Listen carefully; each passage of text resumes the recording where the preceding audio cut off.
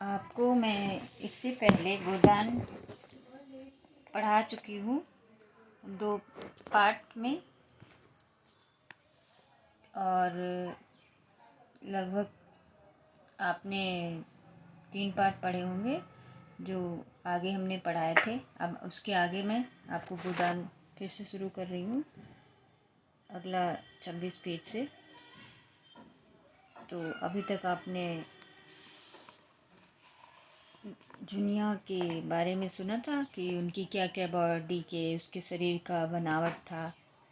तो उसके आगे मैं शुरू कर रही हूँ गोदान पाठ उपन्यास। यह कहते कहते जैसे उसे कोई भूली हुई बात याद आ गई।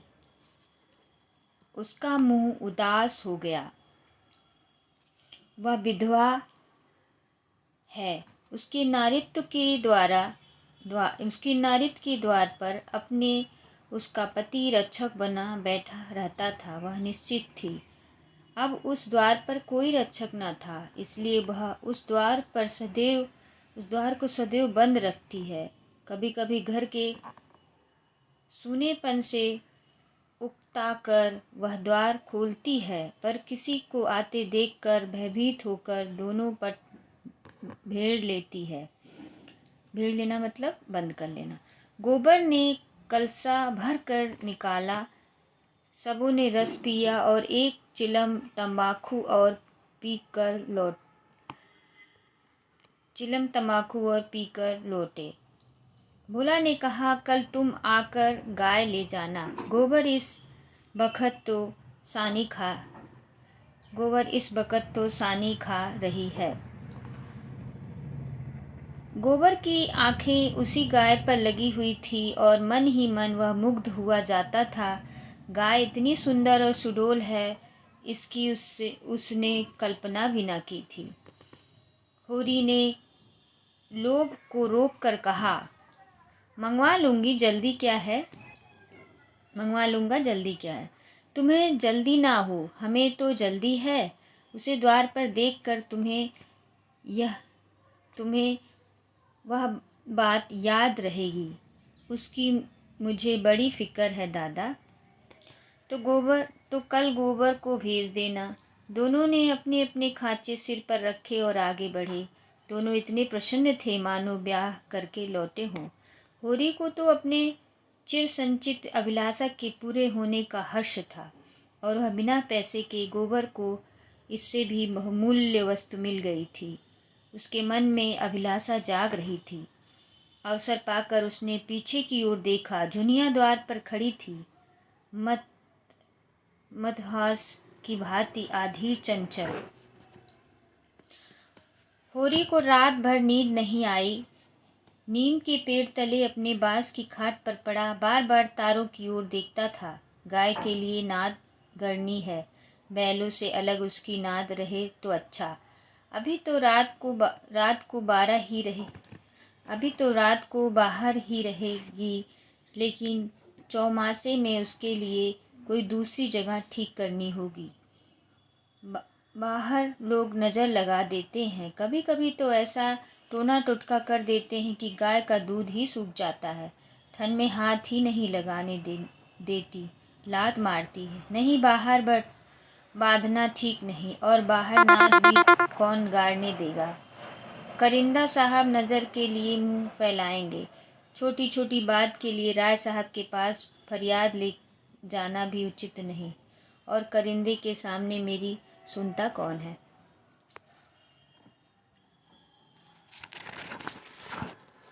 उसने कुछ कहूँ तो करिंदा दुश्मन हो जाए। जल में रहकर मगर से बैर करना कुबड़कपन है। भीतर ही बांधूंगा। आंगन है तो छोटा सा, लेकिन एक मड़ैला डाल देने से काम चल जाएगा। अभी गाय नहीं आई है, गाय को कहाँ रखेंगे, ऐसा होरी सोच रहा है। अभी पहला ही बयान है। 5 सेर से कम क्या दूध देगी। सेर भर तो गोबर ही को चाहिए। रुपया दूध देकर कैसे रुपया दूध देकर कैसे ललचाती रहती है। अब पिए जितना चाहे। कभी कभी 2-4 शेर मालिकों को दे आया करूँगा। करिंदा साहब की पूजा भी करनी होगी और भोला के रुपए भी दे देना चाहिए। सगाई के ढकोसले में उसे क्यों डालूं। जो आदमी अपने ऊपर इतना विश्वास करे उससे दगा करना नीचता है। 80 रुपए की गाय मेरे विश्वास पर दे दी नहीं। यहाँ तो कोई 1 पैसे को नहीं पतियाता। सन में क्या कुछ ना मिलेगा। अगर 25 रुपए भी दे दूं तो भोला को ढाढ़स हो जाए। धनिया ने नाहक बता दिया। चुपके से गाय लाकर बांध देता तो चकरा जाती। लगती पूछने किसकी गाय है, कहाँ से लाए हो। खूब टिक करके तब बताता। लेकिन जब पेट में बात पचे भी कभी 2-4 पैसे ऊपर से आ जाते हैं। उनको भी तो नहीं छिपा सकता। और यह अच्छा भी है, उसे घर की चिंता रहती है। अगर उसे मालूम हो जाए कि उसके पास भी पैसे रहते हैं तो फिर नखड़े बघाने लगे। गोबर जरा आलसी है। नहीं मैं गांव की ऐसी सेवा करता कि जैसे चाहिए। आलसी वालसी कुछ नहीं। उस उम्र में कौन आलसी नहीं होता। मैं भी दादा के सामने मटरगश्ती ही किया करता था। बेचारे पहर रात की कुट्टी काटने लगते, कभी द्वार पर झाड़ू लगाते, कभी खेतों में खाद फेंकते। मैं पड़ा सोता रहता। कभी जगा देते तो मैं बिगड़ जाता और घर छोड़कर भाग जाने की धमकी देता। लड़के जब अपने माँ बाप के सामने भी जिंदगी का थोड़ा सा सुख ना भोगेंगे तो फिर जब अपने सिर पर पड़ गई तो क्या भोगेंगे। दादा के मरते ही क्या मैंने घर नहीं संभाल लिया। सारा गांव यही कहता था कि होरी घर बर्बाद कर देगा। लेकिन सिर पर बोझा पड़ते ही मैंने ऐसा चोला बदला कि लोग देखते रह गए। शोभा और हीरा अलग ही हो गए। नहीं आज इस घर की और ही बात होती। 3 हल एक साथ रहते। अब तीनों हल अलग अलग चलते हैं। सब समय का फेर है। धनिया का क्या दोष था। बेचारी जब से घर में आई कभी तो आराम से न बैठी। डोली से उतरते ही सारा काम सिर पर उठा लिया। अम्मा को पान की तरह फेरती रहती जिससे घर के पीछे अपने को मिटा दिया। देवरानी से काम करने को कहती थी तो क्या बुरा करती थी। आखिर उसे भी तो कुछ आराम मिलना चाहिए। लेकिन भाग्य में आराम लिखा हो तब तो मिलता। तब देवरों के लिए मरती थी, अब अपने बच्चों के लिए मरती है। वह इतनी सीधी गमखोर निश्चल ना होती तो आज शोभा और हीरा तो मुच्छों पर ताव देते फिरते, कहीं भीख मांगते होते। आदमी कितनी स्वार्थी हो जाता है। जिसके लिए मरो वही जान का दुश्मन हो जाता है।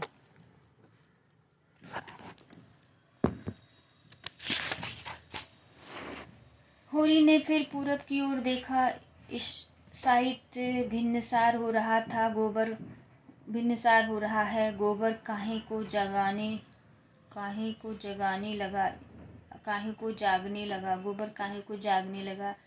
नहीं कह के तो यही सोया था कि मैं अंधेरे में ही चल जाऊंगा। जाकर नाद तो गाड़ दूं। लेकिन नहीं, जब तक गया द्वार पर ना आ जाए नाद गाड़ना ठीक नहीं। जब तक गाय द्वार पर ना आ जाए नाद गाड़ना ठीक नहीं। कहीं भोला बदल गया या और किसी कारण से गाय ना दी तो सारा गांव तालियां पीटने लगेगा। चले थे गाय लेने। पट्टे ने इतनी फुर्ती से नाद गाड़ दी कि मानो इसी की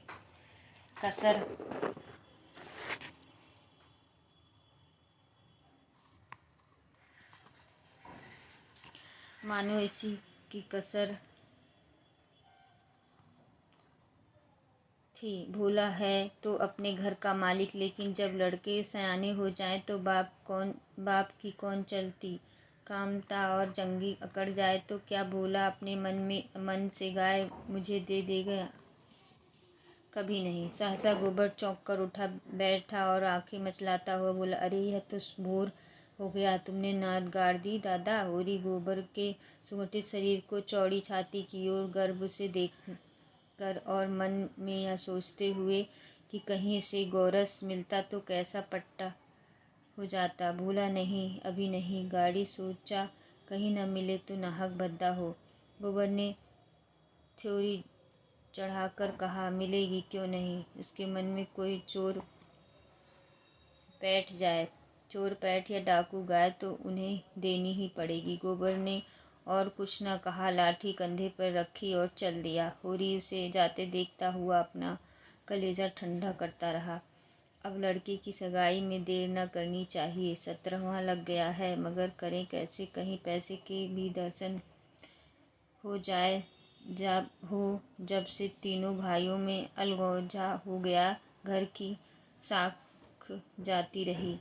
महतो लड़का देखने जाते हैं, पर घर की दशा देखकर मुंह फिक्का करके चले जाते हैं। 2-1 राजी भी हुए तो रुपया मांगते हैं। 200-300 लड़की का दाम चुकाएं और इतने ही ऊपर से खर्चे करें, तब जाकर ब्याह हो। कहाँ से आवे इतने रुपए।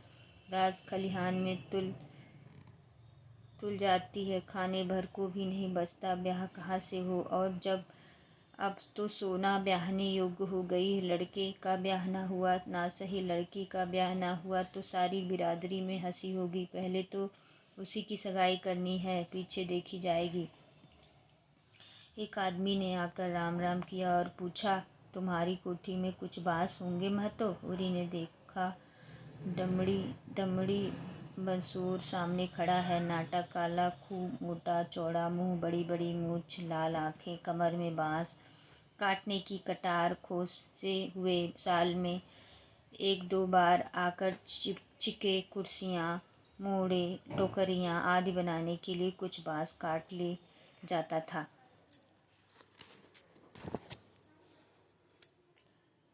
होरी ने प्रसन्न हो गया। मुट्ठी गर्म होने की कुछ आशा बंधी। चौधरी को ले जाकर अपने तीनों कोड़ियाँ दिखाई, मोल भाव किया और 25 रुपये सैकड़े में 50 बांसों का बयान ले लिया। फिर दोनों लौटे। होरी ने उसे चिलम पिलाई, जलपान कराया और तब रहस्यमय भाव से बोला, मेरे पास कभी 30 रुपये से कम में नहीं जाते, लेकिन तुम घर के आदमी हो, तुमसे क्या मोल भाव करता। तुम्हारा वह लड़का जिसकी सगाई हुई है अभी परदेश से लौटा कि नहीं। चौधरी ने चिलम का दम लगाकर खांसते हुए कहा, उस लौंडे के पीछे तो मर मिटा महतो। जवान बहू घर में बैठी थी और वह बिरादरी की एक दूसरी औरत के साथ परदेश में मौज करने चल दिया। बहू भी दूसरे के साथ निकल गई। बड़ी नाकिस जात है, महतो किसी की नहीं होती। कितना समझाया कि तू जो चाहे खा, जो चाहे पहन, मेरी नाक ना कटवा, मुद्दा कौन सुनता। औरत को भगवान सब कुछ दे, रूप ना दे, नहीं तो वह काबू में नहीं रहती। कोठियाँ तो बाट गई होंगी।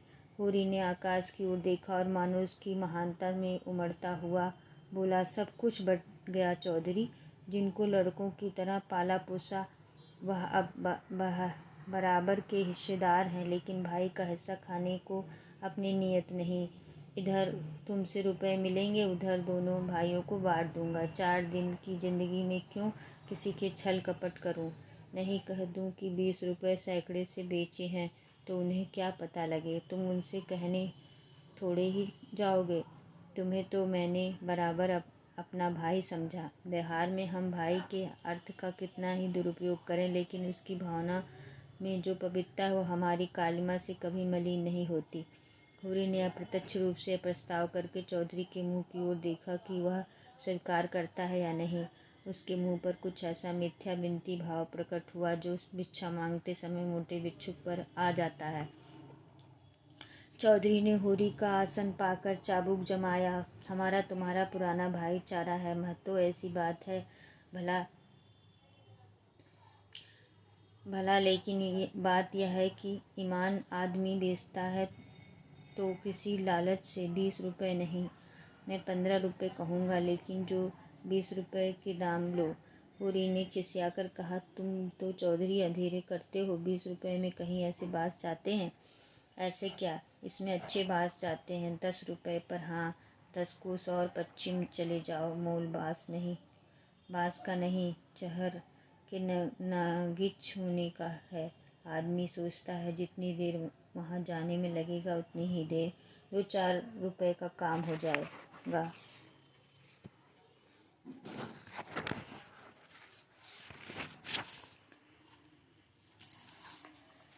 सौदा पट गया। चौधरी ने मिर्चाई उतार कर छन पर रख दी और बांस काटने लगा। ऊख की सिंचाई हो रही थी। हीरा बहू कलेवा लेकर कुएं पर जा रही थी। चौधरी को बांस काटते देखकर घूंघट के अंदर बोली, कौन बांस काटता है? यहाँ बांस न काटेगा। चौधरी ने हाथ रोककर कहा, बस मोल लिया है, 15 रुपए सैकड़े का बयान हुआ, सेत में नहीं काट रहे। हीरा बहू अपने घर की मालकिन थी। उसी के विद्रोह से भाइयों में अलगोजा हुआ था। धनिया को परस्त करके शेर हो गई थी।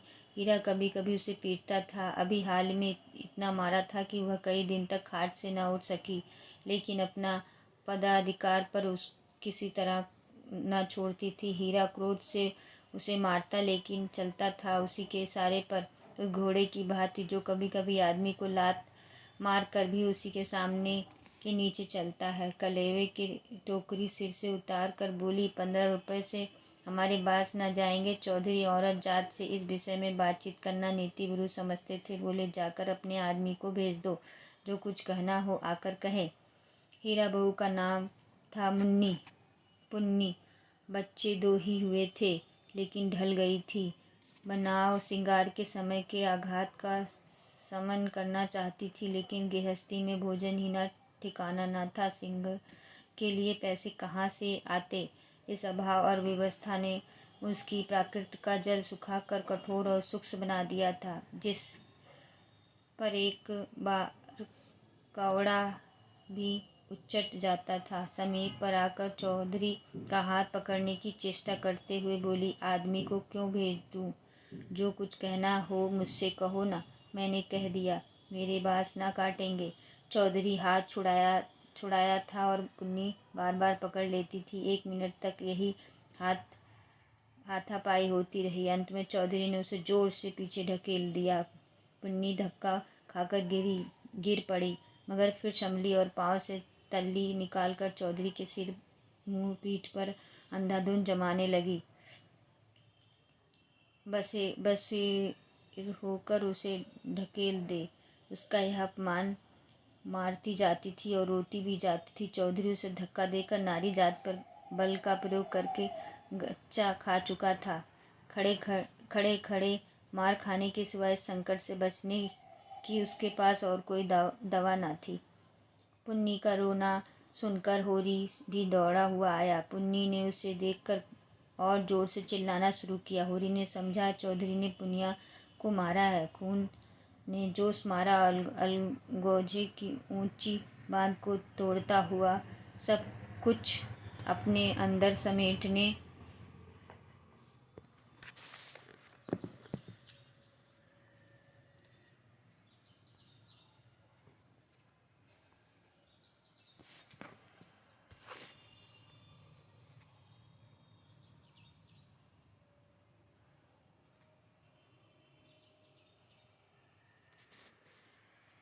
के लिए बाहर निकल पड़ा। चौधरी को जोर से एक लात जमाकर बोला, अब अपना भला चाहते हो तो चौधरी, तो यहाँ से चले जाओ, नहीं तुम्हारे लाहस उठेगी।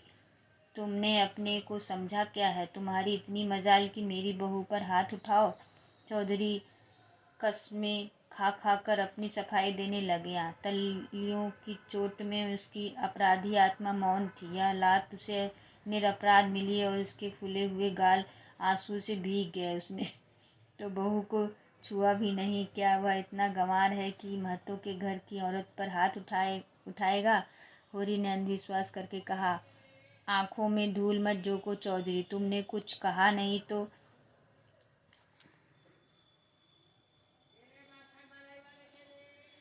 तो बहू झूठ मूठ रोती है। रुपए की गर्मी है तो वह निकाल दी जाएगी, अलग है तो क्या हुआ? तो एक खून, कोई तिरछी आंख से देखे तो आंख निकाल दे। पुन्नी चंडी बनी हुई थी। गला गाड़ कर बोली, तूने मुझे धक्का देकर गिरा नहीं दिया? खा जा अपने बेटे की कसम। हीरा को खबर मिली कि चौधरी और पुनिया में लड़ाई हो रही है। चौधरी ने पुनिया को धक्का दिया। पुनिया ने तल्लियों से पीटा। उसने पुर वही छोड़ा और ओगी लिए घटनास्थल की ओर चला। गांव में अपने क्रोध के लिए प्रसिद्ध था। छोटा डील, गठा हुआ शरीर, आंखें कौड़ी की तरह निकल आई थी और गर्दन की नसें तन गई थी, मगर उसे चौधरी पर क्रोध न था। क्रोध तब पुनिया पर। वह क्यों चौधरी से लड़ी, क्यों उसकी इज्जत मिट्टी में मिला दी। बसोरों से लड़ने झगड़ने पर उसे क्या प्रयोजन था। उसे जाकर हीरा से समाचार कह देना चाहिए। हीरा जैसे उचित समझता करता। वह उससे लड़ने क्यों गई। उसका बस होता तो वह पुनिया को पर्दे में रखता। पुनिया किसी बड़े से मुंह खोलकर बातें करे उसे असहाय था। वह खुद जितना उद्दंड था, पुनिया को उतना ही शांत रखना चाहता था। जब भैया ने 15 रुपए में सौदा कर लिया तो यह बीच में कूदने वाली कौन। आते ही उसने पुनिया का हाथ पकड़ लिया और घसीटता हुआ अलग ले जाकर लगा लाते जमाने। हरामजादी, तू हमारी नाक कटाने पर लगी हुई है। तू छोटे छोटे आदमियों से लड़ती फिरती है। किसकी पगड़ी नीची होती है बता, एक लात और जमा कर। हम तो वहाँ कलेवा की बाट देख रहे हैं, तू यहाँ लड़ाई ठाने बैठी। इतनी बेशर्मी। आँख का पानी ऐसे गिर गया खोद कर गाड़ दूं। पुन्नी हाय हाय करती जाती थी और कोसती जाती थी। तेरी मिट्टी उठे, तुझे हैजा हो जाए, तुझे मरी आवे देवी मैया, तुझे लील जाए, तुझे इन्फ्लुएंजा हो जाए, भगवान करे तू कोढ़ी हो जाए, हाथ पांव कट कट गिरे। और गालियों तो हीरा खड़ा खड़ा सुनता रहा, लेकिन यह पिछली गाली उसे लगा हैजा मारी आदि में कोई विशेष कष्ट न था। इधर बीमार पड़े उधर विदा हो जाए।